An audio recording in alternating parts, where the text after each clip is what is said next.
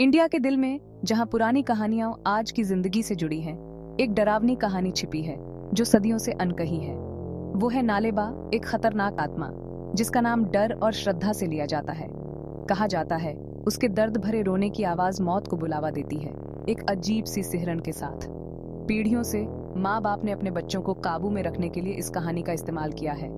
ज्यादा दूर मत भटकना, वो चेतावनी देते थे, वरना नालेबा तुम्हें ले जाएगा। ज्यादातर लोगों ने इसे अंधविश्वास समझकर खारिज कर दिया, बच्चों को डराने के लिए एक भूतिया कहानी। लेकिन कुछ लोग बेहतर जानते थे, सच्चाई से वाकिफ थे। कुछ ने खुद रोने की आवाजें सुनी थी जो रात के सन्नाटे को चीरती थी। मां, हमारे शहर के बाहरी इलाके में पुराना शाह हवेली था, जो एक बीते युग का वीरान स्मारक था। यह हवेली अपने आप में एक रहस्य थी, एक ऐसी जगह जो समय के साथ और भी डरावनी हो गई थी। इसे प्रेतवाधित कहा जाता था, बेचैन आत्माओं का अड्डा और नालेबा किंवदंती का केंद्र। लोग कहते थे कि रात के समय यहाँ से अजीब आवाजें आती थीं, जैसे कोई मदद के लिए पुकार रहा हो। स्वाभाविक रूप से यह हम किशोरों के लिए एक भयानक आकर्षण का केंद्र बन गया। हम हमेशा से ही रोमांच की तलाश में रहते थे और यह हवेली हमारे लिए एक परफेक्ट चैलेंज थी। जून की एक उमस भरी शाम को हम में से कुछ लोगों ने हवेली के पास जाने की हिम्मत की। हम जानते थे कि यह खतरनाक हो सकता है, लेकिन डर और उत्साह का मिश्रण हमें आगे बढ़ा रहा था। कारण आज राज, डर लग रहा है? उसने पूछा। उसकी आवाज में हल्की सी कंपी थी। राज, हमेशा की तरह साहसी, ने हमें अंदर जाने की चुनौती दी। उसकी आंखों में एक चमक थी, जैसे वह इस चुनौती का इंतजार कर रहा हो। डर लग रहा है? उसने मजाक उड़ाया। उसका दिखावा उसकी अपनी आशंका के लिए एक पतला सा आवरण था। हम सब जानते थे कि वह भी अंदर से डरा हुआ था। हम मूर्ख थे, युवा अहंकार और अज्ञात की प्यास से प्रेरित। हमें लगा कि हम अजेय हैं, कि कुछ भी हमें डरा नहीं सकता। हम में से कोई भी उस आतंक की भविष्यवाणी नहीं कर सकता था जो हमारा इंतजार कर रहा था। हवेली के अंदर क्या छिपा था, ये जानने के लिए हम तैयार नहीं थे। जैसे ही हम हवेली की ओर जाने वाले ऊंचे रास्ते पर कदम रखा, हवा भारी हो गई।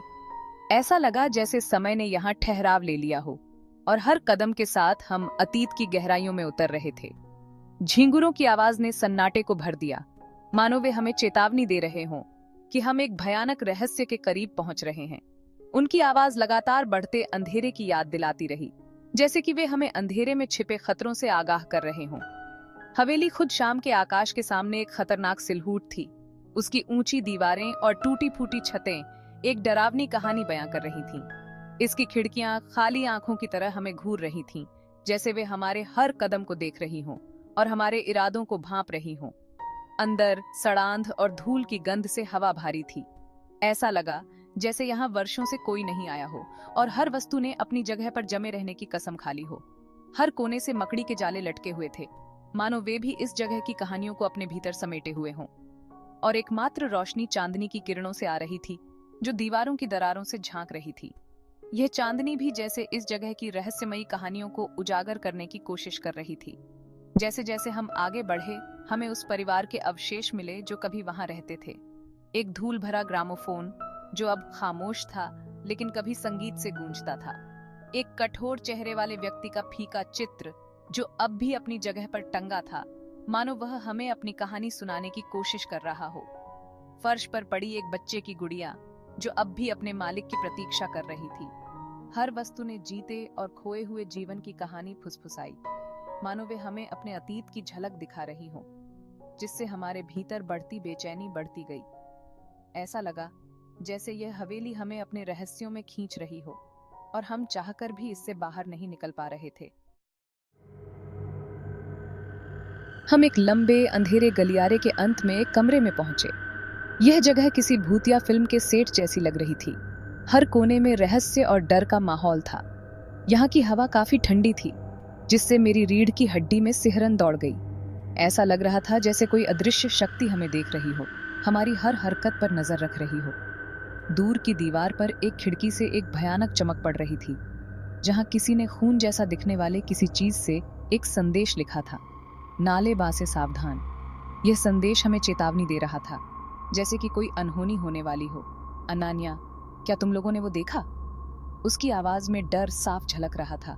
जैसे उसने कुछ भयानक देख लिया हो। प्रिया, मुझे ये पसंद नहीं है, हमें चले जाना चाहिए। उसकी आवाज कांप रही थी और उसकी आंखों में डर साफ दिखाई दे रहा था। ऋषि, शांत रहो सब लोग, ये सिर्फ एक चाल है ना? उसने हमें शांत करने की कोशिश की, लेकिन उसकी आवाज में भी हल्का सा डर था। अचानक हवा के एक झोंके ने दरवाजा बंद कर दिया, जिससे हम अंधेरे में डूब गए। ऐसा लगा जैसे किसी ने जानबूझकर हमें फंसा दिया हो। घबराई हुई चीखें कमरे में गूंज उठी।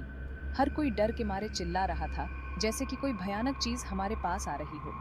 फिर हमने उसे सुना, एक धीमी दर्द भरी चीख, एक घायल जानवर की तरह हवेली में गूंज रही थी।